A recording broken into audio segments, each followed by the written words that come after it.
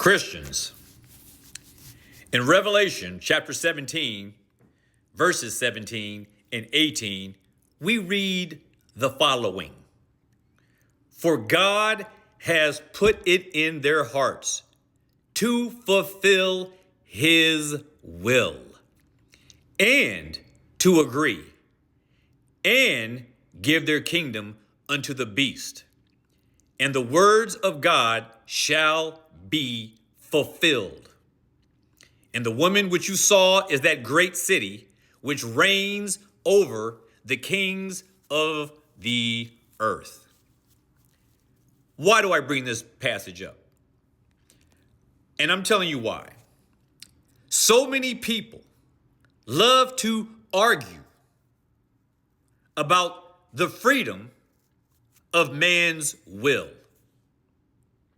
And as I like to maintain, man's freedom is confined. His freedom of will is confined within the boundaries of his sinful nature, which means he is free to roam around and do whatever it is sinful nature does.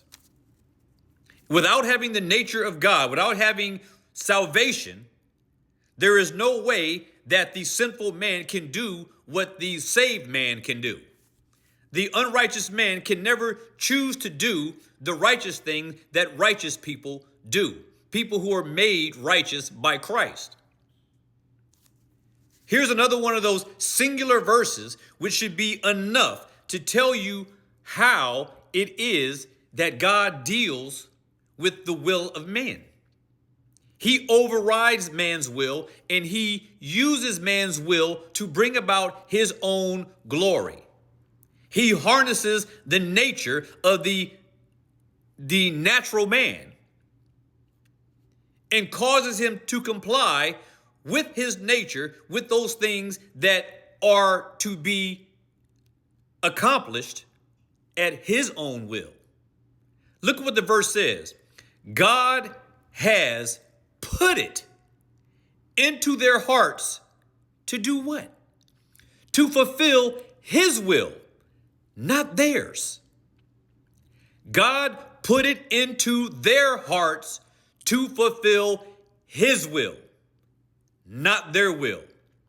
It is God who, Paul says, it is God who works in you both to will and to do of his good pleasure, not your good pleasure.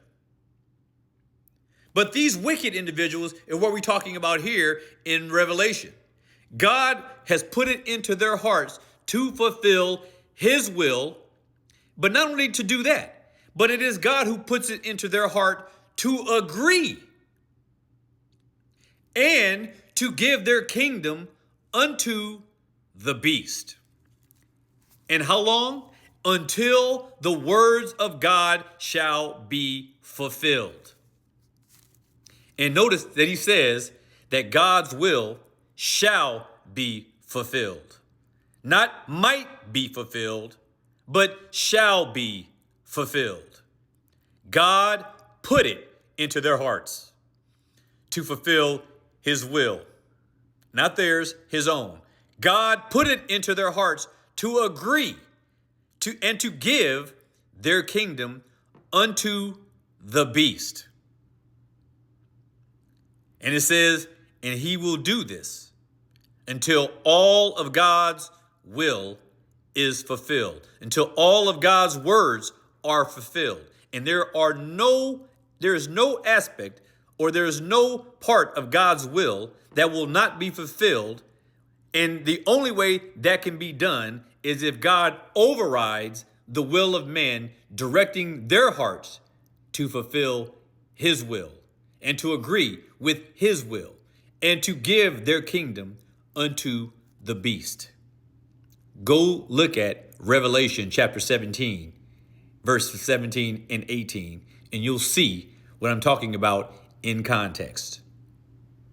And believe me, the context doesn't change the meaning of for God has put it into their hearts to fulfill his will. God puts it into the hearts of all men everywhere, always, to accomplish his will, not the will of the man, but God's will is being accomplished.